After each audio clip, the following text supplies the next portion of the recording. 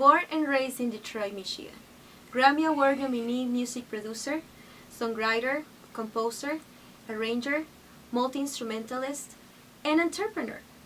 DoRohn Gough has produced a variety of singles for local and top artists like Neo, Janet Jackson, and currently top artists from Singapore, JJ Lin. From producing with genres like hip-hop to gospel, R&B, and pop, DoRohn, is there something you can do? I certainly hope so. Yes, absolutely. And even though the industry actually continues to regard me as an industry professional, I still remain as a pure student of the game. And I feel like that's what keeps me on edge. So, absolutely, I'm always looking to perfect that which I know, and of course, always looking to soar to new ventures as well. So, thank you for having me. Oh, you're very welcome. Thank you so much for accepting my invitation. Absolutely. So, DoRohn, what drew you to the music industry? Well, did I choose it or did it choose me? I literally, because of my father, who had started a record label the day that I was born, he named the record label after me over 41 years ago. And so that was something that I had always seen.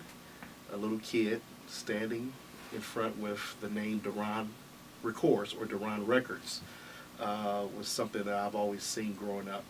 So it was something I was destined to do pretty much. Now, if you want to get into the details of what drew this whole thing with music and me, and as far as me to the industry, I guess you can kind of just go from a standpoint of, listen, I'm all about something that feels good. And at the end of the day, I'm always looking for that it factor when it comes down to music, of something that, the element of something that always just makes you constantly feel good. It's very thought-provoking, it's very emotional, it's the ooh, it's the ah. No matter what genre of music it is, it just has to feel good. And if it don't feel good, it ain't right. So. Well, now that you mention it, what's your sound like? Oh, that's interesting. Like I mentioned before, it's the feel-good piece. And whatever feels good at that moment. Sometimes that always leaves room for me to be able to create a new sound, because a lot of times I'm in a room by myself, you know, and for the most part, you know, obviously people always look at me and they call me by my latest or the biggest record I was known for was, of course, Champagne Life, which in 2010 we did with Neo.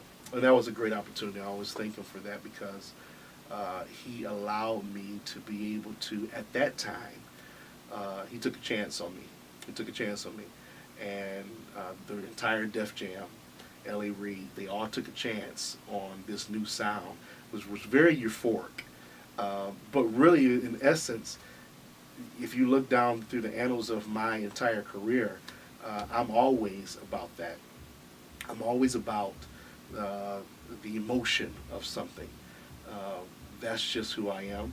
And so literally, when it comes down to one of my favorite types of music that I love to listen to, genres of music, is known as Brazilian Bossa Nova. When you talk about the Estrella Gilbertos, we talk about the Joao Gilbertos and Antonio Carlos Jobim's, where they just hear totally different.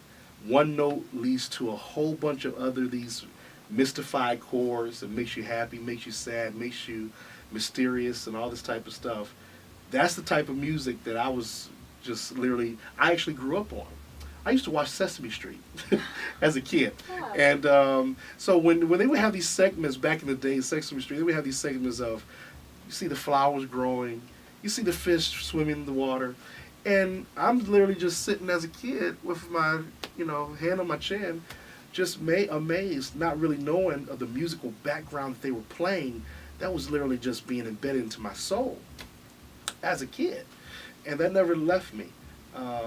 for all intent and purposes. And so when you talk about, you know, this, my sound, it can show up in a variety of ways. It can show up in a sample I may use. I'm always going to go for the most emotional moment of that particular sample. It could be an original music that I'm composing. I'm always going to go for chord changes that's going to just be like, "Ah, please," you know.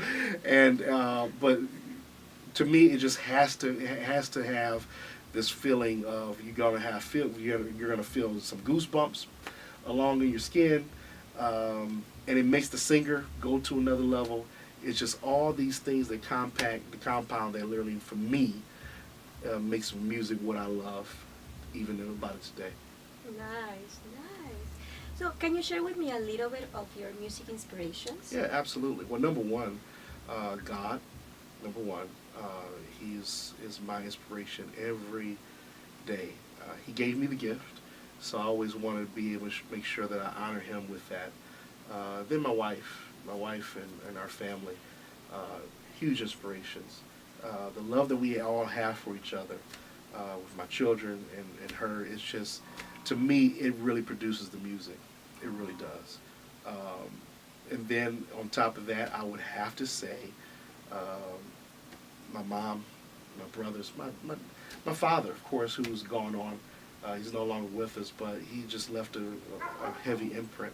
If you want to talk about musicality or musical influences, I would have to, of course, go back to my roots, gospel music, obviously.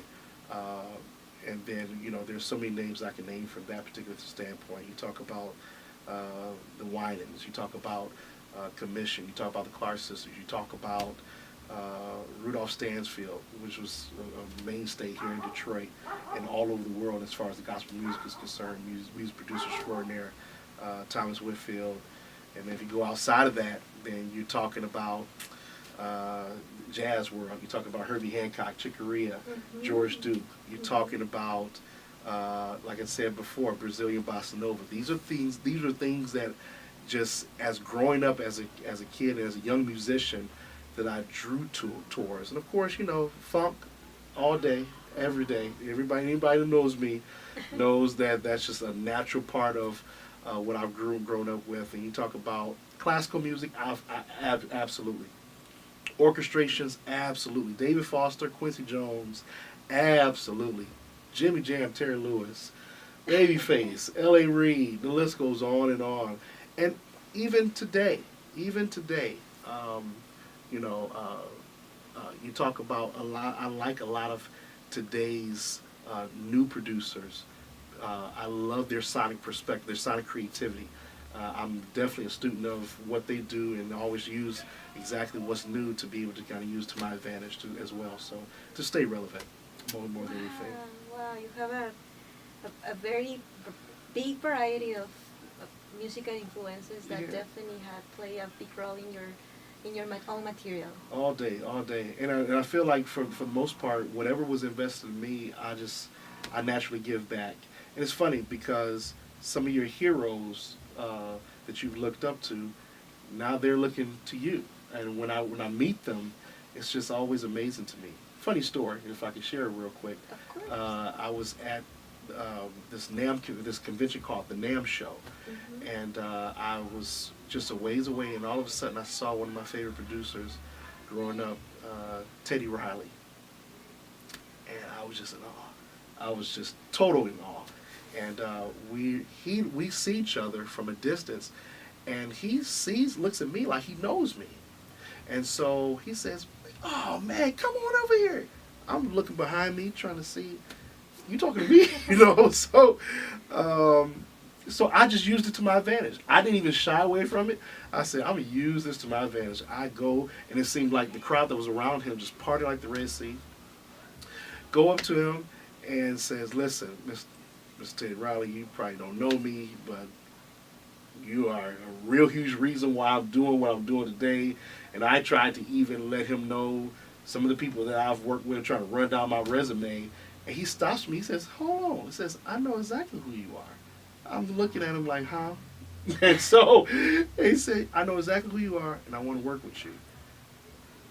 And that just talk, like just it really blew me away. Because, and then I had a friend of mine who, when I shared him the experience that I had with Teddy Riley, he says he's a producer just like you, so he's up on game, and so he reads credits too, just like you read credits, and so that was real cool for me, just to be able to do. It lets me know that I'm a real true student of the game, that literally whatever has been important to me, that same love for music is being poured out. So you mentioned other big names in the industry. Can you tell me a little bit more about the collaboration that you've had with Neo, Janet Jackson, and currently JJ Lin? Absolutely. Wow, that was, I would have to say, you know, I got my first big break in 1999, being the keyboard player for what we didn't know at the time would be Whitney Houston's last world tour.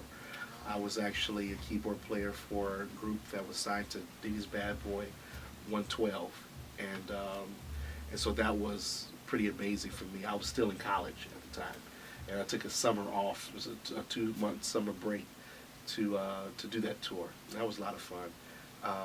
Then I went back to school. Eventually, just walked from Eastern Michigan University, and in 2004, and then of course towards the end of 2005 into 2006, I received a phone call about this new artist named Chris Brown, who just had a new single called "Run It" at the time, and I ended up being the keyboard player for his band at that time, and then after touring with him for some months, then I ended up being the keyboard player for both Chris Brown and Neo at the same time on one tour, which was a lot of fun.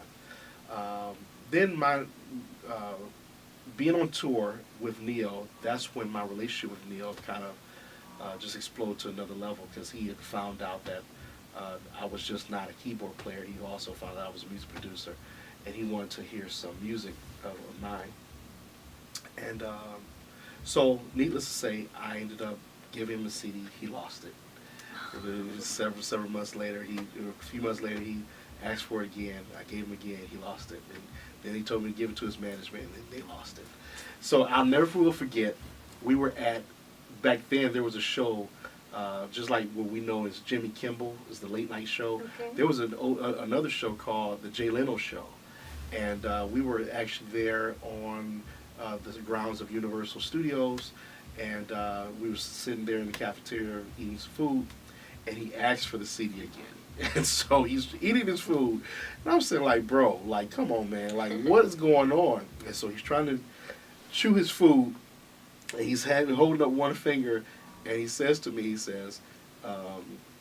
yeah, I went back to my management, and they were looking at me with a deer in headlights when I asked for the CD. But he said, it was this one that I was really feeling of yours. And he began humming the tune of the track. So I'm thinking to myself, I was like, man, you know, we're traveling. I mean, we're constantly on the road, constantly traveling all over the world, and a lot of music comes to him. And for him to actually remember that, I thought to myself, he's got to be serious, you know? Yeah. And so then at that point, he gave me all his personal contact information. He says, listen, send it directly to me, nobody else, directly to me. And I did just that. Sent it to him. 2 weeks later, I get an email from him, and he says, yo, I wrote a smash to the one I was talking about at the Jay Leno Show. Either Michael or Janet's going to do it. I'll let you know what the deal is. And then that's when he invited me to join his new label. Then you don't know that you're a part of history until you're far removed from it. Mm-hmm. So I didn't know that Compound was just starting. I was one of the first producers, along with the likes of, you know, Chuck Harmony, Shay Taylor, maybe just a few others or whatever. But I didn't know I was a part of this like new regime. We were like the Hitman in Bad Boy Day. Now we're the Compound under the whole Def Jam Universal umbrella. And so, needless to say, smoke cleared. The record had got to L.A. Reid, who had just signed Janet Jackson to Def Jam. And by this time that they had received the record that we did, that he had wrote to and demoed, Janet was already 9 to 10 records done with her project. Jermaine Dupri, her then boyfriend at the time, was majority producer of the project. Also, they already had this tour scheduled, and she was rehearsing for the tour. They received our record. They canceled all the rehearsals, ended up scrapping the entire tour and scrapped the entire album that they had just 9, 10 songs, and they says, we need to start over, and this is the new record. This is the new direction. We need to start over with this record, the record that me and Neo did. And that was a God moment for me because big news had came out about that situation, and I didn't know anything about all the particulars. And then, of course, I received the call from Neo's manager, who told me all the particulars and said, yeah, it was because of you and what your record and what you did with Neo that made this happen. And so that was like it was just an amazing moment for me at that time. So that's what happened, and with that story, as far as with the whole piece with Janet Jackson, I never had a chance to meet her. It was just one of those things where that became one of the singles for that particular album, Discipline, in 2008. And that's when my career on a big time level, from as far as music production, just really take off. And started working with groups of Diddy Bad Boy group, Day 26 is the name of the group, and then of course worked on Neo's projects as well. Mindless Behavior. Of course, I made mention about Champagne Life being the record that I'm most known for to this date, and yeah, it just kind of really spiraled from there. So I'm very blessed by God Himself to have experienced what I've experienced so far. Just the whole nine. I mean, I couldn't even paint a better picture. And now, even to this moment, is for me, I just feel like I'm at a point where I need to give back because I'm extremely grateful for. Wow, that's incredible. Yeah, absolutely. So, what is the end goal when it comes to producing a song? What do you expect at the end? The end goal for every song that I do, and this may sound simple, but it is a process when you get to it. When I'm done with, this is how I know I'm done with the song. When I actually keep pressing rewind. If I keep pressing rewind, I'm done. You can stop listening to it. Well, no, after so many times I keep pressing rewind. If I'm doing that, then there's a chance that somebody else will do it too. But if I'm only playing a song one or twice and I'm through and listen to it, I gotta go back to the drawing board. Like that's literally my process. So every time when I leave the studio and I'm hopping in the car and I'm turning on that WAV file or I'm turning on the CD or whatever the case may be, if I'm keep pressing rewind, then I'm done. It's a wrap and I'm good. So what's the signature sound of DoRohn Records? It's the feel-good element. I can't get away from that message. It's what I grew up on. It was what I grew up on as a kid. I used to listen to 97.1 Joy FM, the easy listening station. That was one of my favorite types of music to listen to. And from, like I said, the likes of David Foster, when I hear Who's Holding Donna Now, when I hear Through the Fire by Shaka Khan, when I listen to, even the likes of country music, Don't It Make My Brown Eyes Blue, through the years, Kenny Rogers, even down to more recent, your Ariana Grande, some of her records, whatever, they have this element that just really, really fascinates you. Melody is king, always, and chord changes. We always say melody is king, but you have to have the support of some very, very intensified, meaningful chord changes that literally gives people something. They don't know what they're listening to. They can't really tell what an A flat major 7 is from a F sharp minor 9 or whatever the case may be, but they feel it. They feel it, and for me, it's just the feel good factor.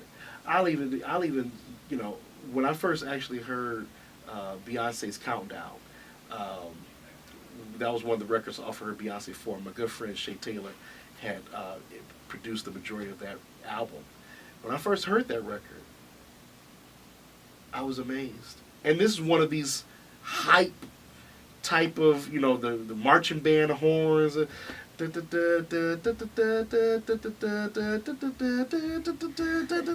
this, and for me, I was like, that's it. That's what I'm talking about. It's like very thematic, very meaningful. You remember what you were doing when it actually happened. So yeah, for me, I just feel like the feel good factor. It has to feel good. If it ain't good, if it don't feel good, it ain't right. And so that's what it means for me. It just the feel good factor is the signature of a DoRohn record. Nice. So, what is your favorite part about this line of work? The process. The process. Everybody wants to say. I mean, you may have people, they want to be rewarded. The money factor, the Grammys, the awards. For me, I'm a kid again when it comes down to that process. I mean, when I actually am embarking on a new project, the study factor, the long hours of just listening over and over again, gaining new sounds, purchasing new sounds to be able to create some great material. Just the process of it is, you know, I remember Kobe Bryant actually was asked a question about basketball. What does it for you about this game of basketball? He says, when I'm shooting a free throw and I shoot the ball and the net just go like that. For me, I can identify with that. Like, I can tell you when I put these headphones on, they clamp on my ears, and I'm listening to music that, whatever it is, I'm trying to go for a certain sound, and just delving and engulfing myself with that particular chord change or that particular sound, whatever it is. To me, it's the process of it all, because in the process, I feel like I'm growing. I feel like I'm improving. I feel like I actually am better than I was even 10 minutes ago, because I'm actually gaining something that I did not have before. I'll never forget, we did a tribute record to Brandy and Rodney Jerkins. And the name of the record was called It's Not Worth It. It was a good friend of mine, Janice, who was an artist that we were working with. And she was the instrument that I decided to use to actually convey this tribute. And I was able to really, I feel like when you actually do a tribute to a record or any artist, the essence of that tribute, you have to really do the record. You don't want to do your interpretation of what you think the record is or what they should have did or whatever the case would be. Paying tribute record is actually getting the actual essence of the sound of that record. And that was a study tool for me, because it wasn't even one of the main singles on the project. It was like a B-side, but it was a strong B-side. Believe it or not. And so I just really delved into the sonics of that record. I mean, trying to figure out exactly the type of drums he used, the Rhodes sound that he chose to use for that record, even the essence of, you know, just down to the nuances, the shakers and everything like that. And then, of course, when you talk about the vocal production, making sure that Janice had still owned up to the very strong foundation that, of course, obviously that Brandy had real fully laid to really reproduce that record. And then when we went through that full process, and I had a team of people, vocal producers, that actually helped along with the process, after it was all said and done, my whole thing was just the release of it. It was just very gratifying. People really loved it. But then it was like several years later, maybe about 2.5 to 3 years later, Rodney Jerkins had finally publicly acknowledged the record, which was a really huge deal. But for me, out of all of it, I just wanted to pay tribute. That was the goal of it. I even have friends, have a friend who actually works for him, who called me and told me that even prior to him acknowledging it publicly 2 years ago, that he would really, really like the record and really, really love the record, what have you. But it was, for me, it was just a hard earn. I wasn't trying to seek after nothing. I just really wanted to pay tribute to some great work. Absolutely. So, but the process for me is what it all boils down to. It's the love of it. Absolutely. Wow, amazing. Yeah. So DoRohn, have you ever had to deal with performance anxiety?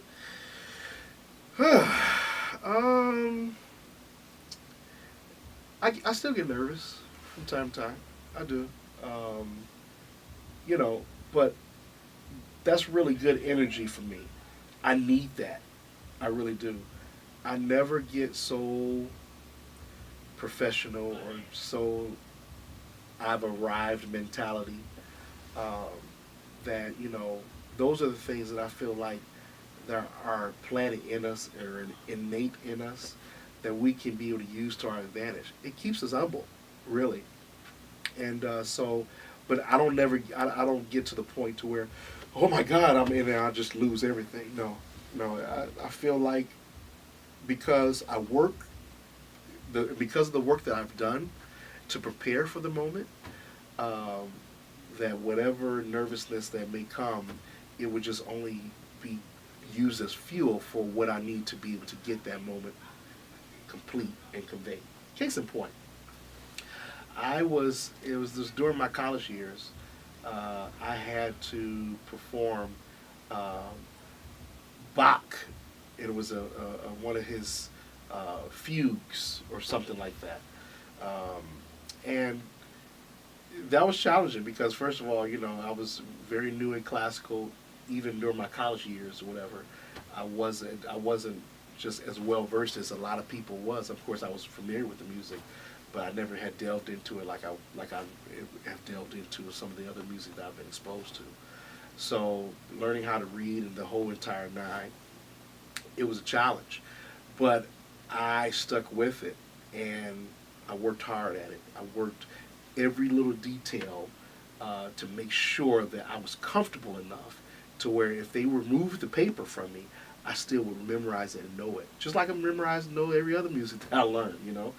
And so I always put my confidence in the fact that I worked at this, you know, and whatever flop that may happen or may occur, it's just, you know, it's pick on your pants, so to speak. You know, that's just a old term or what have you, but it's just very small to the big picture. I'm confident enough in the work that I put in to know that I can be able to get the finished product out and convey to the audience. So I never will forget, that was probably one of the most nervous moments that I actually have had, was preparing a classical piece for a recital that I actually had to prepare for. And a lot of my mentors, family, friends, or whatever, they were there. I was all suited and booted, you know, just the whole 9 yards. And so, but yeah, I think anxiety is something that happens for people who are not prepared. Mm-hmm. You know. Can you tell me a little bit of your current musical projects? What are you working on now? Yes, very excited. Of course, my dad had passed away in 2017, so I am now, of course, the president CEO of DoRohn Records, DoRohn Entertainment, and also part owner of a new project that we had just started and, of course, established last year, 2018, known as Banje Entertainment. And I'm very, very excited because more than anything, Banje is literally my platform to give back. It was my literally answer at the age of 39 years old. I'm 41 now. And it was literally my answer to wanting to be able to provide and be the very thing that I was always chasing after. Be the moment or the aha for somebody else. And so Banje literally is something that we're extremely excited about. Everybody wants to know what Banje is, you know. What is Banje, you know? But Banje Entertainment is the parent company. It is a talent agency that we give an opportunity for local artists who pretty much they may have their own brands that they're working on as far as their own artistry, but we provide opportunities for them to be able to make money to perform and perform in many different scenarios where there's a need for entertainment.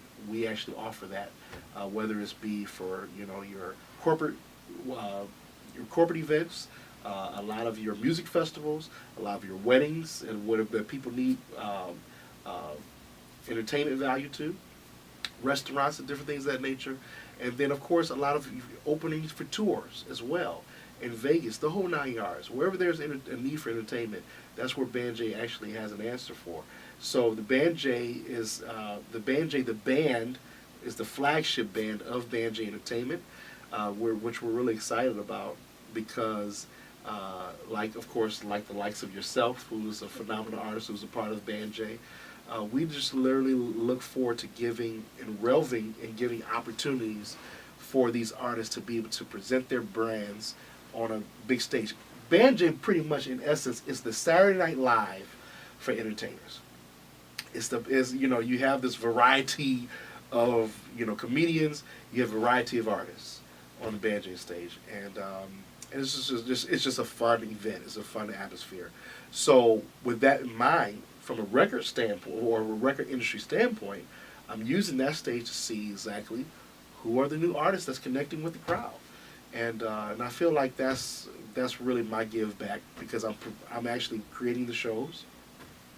It's become my full-time job more than anything, and so I'm always looking for seeing what the hottest record, throwback record, current record, or classic record is, and then we literally throw it in our shows to provide entertainment for people that they're so longing for all the time. So that's literally what it is, and I'm using it as a grassroots to be able to see who I can be able to use to kind of break out that next star that the industry is looking for.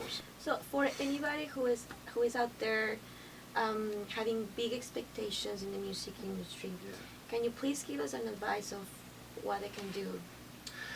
Absolutely. Well, when you get into this business, number one, and I shared this actually, I was at a school for a career day, and somebody asked me, can I give them some advice on how to be able to follow after their dreams and break into an industry or what have you. And I said, number one, before you decide to get into this industry, decide to divorce yourself from give up. Divorce yourself from I can't. Divorce yourself from that dream is too big, you'll never accomplish that. Once you have decided that, now you can go ahead and figure out what your gift is, define your gift, refine it, develop it continuously, make sure that it is the best that it could possibly be, and then also put yourself in position to where you connect yourself to a mentor, somebody that's actually doing what it is that you want to do at a very high level. That's very important, because that person actually has the wherewithal, could have the wherewithal to put you in a position and get you there faster than you could possibly be. I was blessed and fortunate to be able to have that person in my life. His name was Valdez Brantley, and Kern's brother. He allowed me. I was with Valdez when he got the call for Usher. He got the call from Jermaine Dupri, and literally I was at his house when he got it. And so for me to see that while I was in school at Eastern, it was just mind opening for me. Like, anything's possible. I've seen this man work. I've seen his work ethic. So when he got that call, it wasn't no surprise to me, because I believe he was ready for it. And 20 years later, he had been musical director for Usher. Some of the greatest shows that every musician knows about. Actually was helped with the picking of the band, of Usher's last band too, as well. He allowed me to be able to kind of serve in that area. A lot of people don't know that, though, So, but yeah, that was for me. I feel like a mentor is very, very, very extremely important to have. And then the last thing I would say is, when you get to your place of aha, or your place of accomplishment, don't be afraid to give that. don't be afraid to reach out, reach back, and to literally pull somebody else along. I feel like that's what this whole industry is really about. And you know, you can think that you can sit on your high horse if you want to and feel like you've arrived, but that's when everybody knows that you're going to fall. So it really keeps you humbled. And for me, I feel like those are some advice, some key advice I could be able to give. Just always remain hungry. Just remain hungry. You'll never arrive. I think Walt Disney said it best, and I'll close out with this. When he actually came up with the idea of Disneyland, and he was at the opening day of it, and he said this. He said these words. He says, you know, the ideal of Disney World, it will never be finished. It will always evolve. And to think that an idea started with just a small little mouse. Get that. So that for me, I just feel like hearing, and we know what Walt Disney is, and the ideal of it, what it is today. He says it will never be done. It will always evolve. And to think that it actually start out with something small. So never despise the whole thing of small beginnings. Always strive for the best. Always be your best. Well, thank you so much for your time. It's been a pleasure to learn so much from you. We wish you the best of luck in your current and future projects, and it's been a pleasure. Thank you so much. Thank you for your time. I appreciate you. Thank you.